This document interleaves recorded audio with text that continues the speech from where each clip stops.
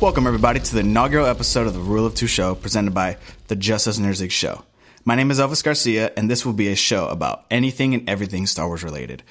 If you guys know me from, of course, the JNL show, Justus Nerds League Show, you guys will know that I cannot keep my mouth shut about Star Wars. I find myself relating Star Wars to every other movie because I feel like Star Wars is a type of saga. It is the greatest saga ever told. And I just feel like every film from the 21st century after Star Wars has just grabbed so many things from Star Wars.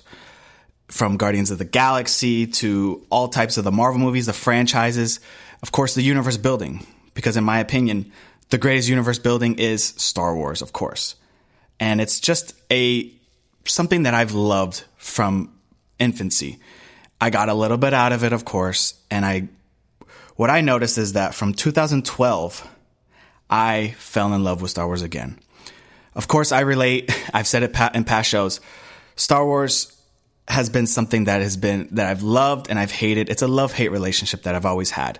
Just because, of course, the prequels, they haven't been accepted by everyone.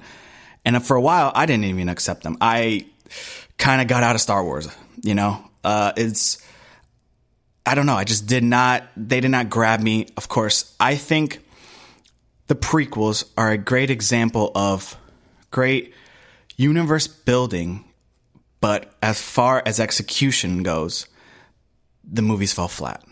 And I think 90% of film critics and fans even would honestly say the same. It's just they fell apart. They were the reason George Lucas was kind of hated since then.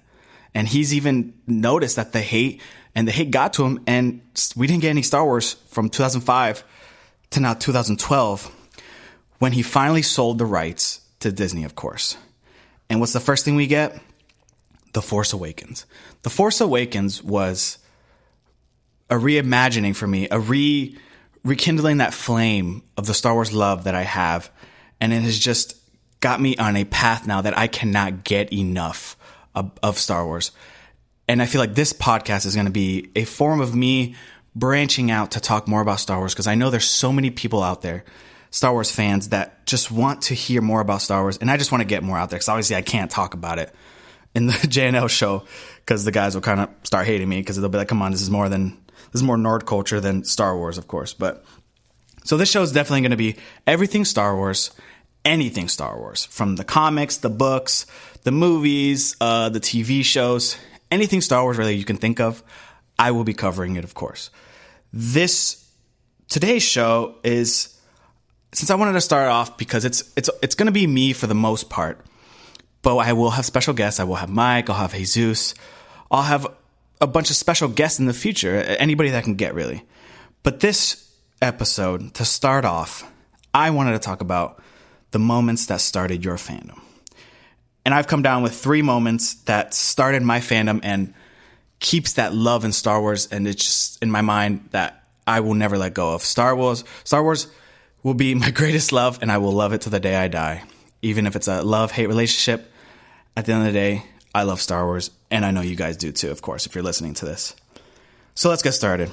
So the moments that started my fandom for Star Wars is, I'm going to start off with, in Star Wars A New Hope, the binary sunset. This scene always gets me choked up. It is one of the greatest scenes in film history, and I know many of you will agree with me. It's just a scene because, of course, you see Luke Skywalker, our hero.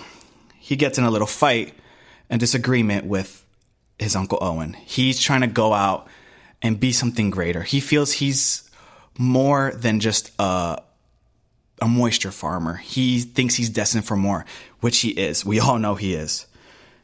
So in this scene, you get him storming off, and he goes to pretty much get a breather because he needs to think. And of course, you see Luke Skywalker. He walks out, and the first thing you see, one of the greatest shots ever, is the binary sunset. The twin suns in the sky on Tatooine.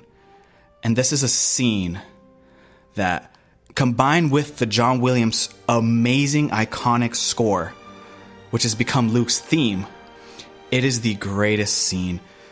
You see Luke stare out into the suns. He's frustrated. He's mad. He's confused.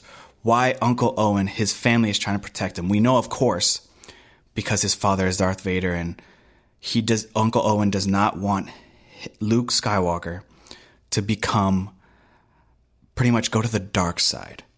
And of course, you see Luke just staring at the sun. And as you hear the John Williams score swell your ears with that great theme, it's a scene that for me, I think that's the scene that got me hooked to be a Star Wars fan, the Star Wars fan that I am today. It is something, because I'm a younger guy, of course. I feel like I'm around that age that Luke Skywalker was in A New Hope, 20, around there. And it's connected to me because I feel like everybody feels like they're always destined for more. So that scene just grabbed me and made Star Wars very personal for me. You see Luke looking out. I've looked out like that. Everybody, you look into the stars, something like that. And you know how he's feeling. If you've been in that point in your life, which I'm pretty sure everyone has, because everyone has to start from the bottom. No one starts from the top. So you see Luke staring out to the twin suns, and it's just the most iconic. You feel for him. You feel like this guy's destined for more. He's going to be a Jedi Knight. Why is Uncle Owen holding him back? And this is the start of the hero's journey for Luke. He sees those suns and I'm not going to take it anymore. I'm going to go. I'm going to become a pilot, which obviously he becomes more than a pilot. He becomes the hero of the galaxy.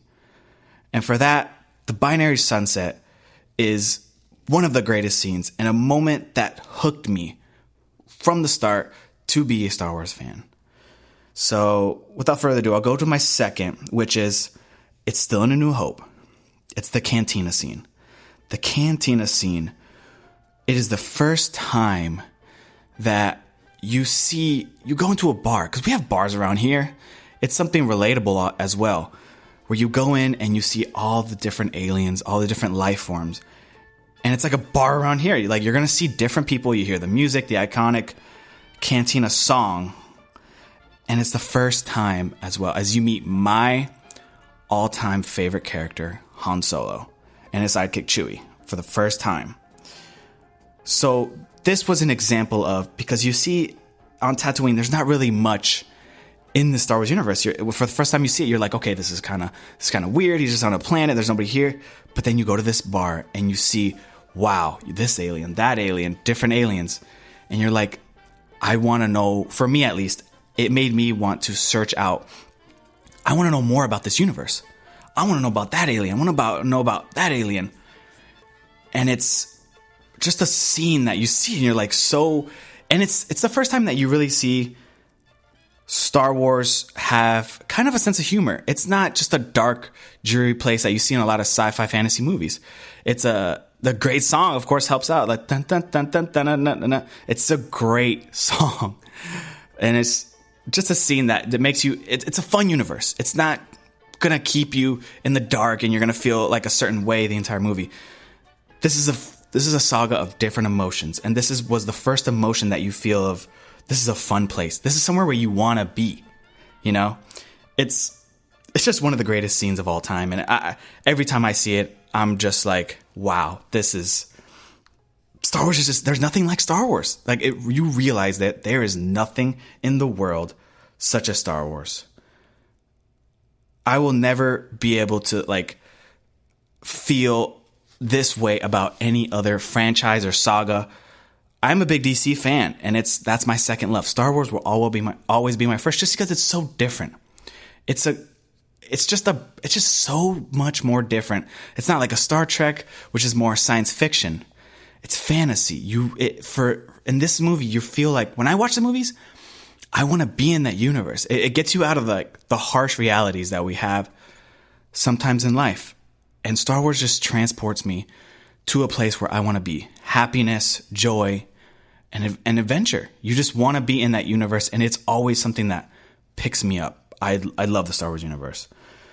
But that's another great scene. So my third and final scene from Star Wars is, for me, the greatest Star Wars film and one of the greatest films of all time. It's probably my second favorite movie of all time, but it's behind Dark Knight, of course. But sometimes I wake up and I'm like, it's Empire Strikes Back, and sometimes I wake up and it's The Dark Knight. And of course today, The Empire Strikes Back, one of the greatest films of all time, directed by the great and late Irvin Kershner. This film is the one that ultimately grabbed me. I was a big Star Wars fan, but this is what made me want to know more about the lore and the mythology and the universe of Star Wars. So the great scene that I'm referring to in this film is the Luke versus Darth Vader lightsaber duel. This duel is the great first time because you get to see a little bit of lightsaber skills from Obi-Wan and Darth Vader in A New Hope, but it's a little dated. That because you just see Darth Vader like starting to jab him, and you could tell that it's not very choreographed. But of course, it's the first film, came out in 1977, so you're not going to get the greatest. You're not going to get like a Revenge of the Sith, Obi-Wan and Anakin fighting on Mustafar for 20 minutes, you know? So this is the first time that you see a great lightsaber duel between Luke and, spoiler alert, Darth Vader, his father. So along with the great duel and the great choreography that goes behind this scene and the emotions that you see behind this scene, leading up, the emotions that you get is it gives us the first I love you, I know moment that Princess Leia says to Han Solo before he's frozen in carbonite. For me, I love that scene. It leads up to, of course, the duel, but and Han Solo has even said it. Harrison Ford has said this. He went off the cuff in this scene. He improvised. He had to say, I love you too. But of course, he's like, no, Han Solo would not say that. Han Solo would say, I know. But he didn't say it in a cocky, like, oh, I know you love me. It was more of a, I know. Like, I've known you love me, and I've loved you. And I'm glad you finally were able to say it.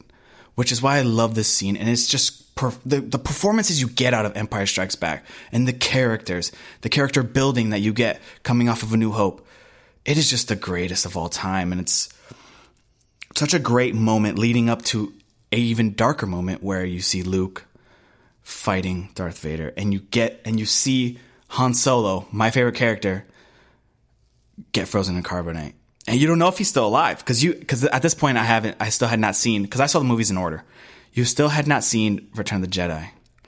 So you're like, wait, is Han Solo dead? Because they even say it. He might die.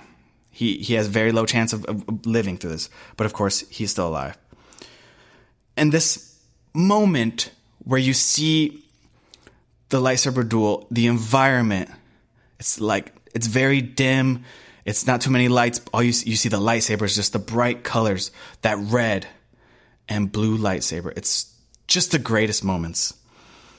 So you see, and it's a hold your breath type of moment as well, because you're like, you don't know what's going to happen. You don't know what's going to happen. You have a Sith Lord in Darth Vader and pretty much a Padawan in Luke Skywalker. He hasn't finished his training. He left Dagobah. He left Yoda to go and save his friends. And you, of course, see he's not ready. He is not ready to take on Darth Vader, a Sith, one of the greatest Sith Lords of all time. And it's just so crazy how you see Luke holding his own against Darth Vader, his father. But it's another reason why in my opinion, Darth Vader holds back a little bit. I think by this, he knows it's his son. Of course, you get that gray moment in the Darth Vader comics, the Marvel comics that have come out in the past 2 years. You get the moment where Boba Fett is sent by Darth Vader to go and find out after A New Hope who is that kid.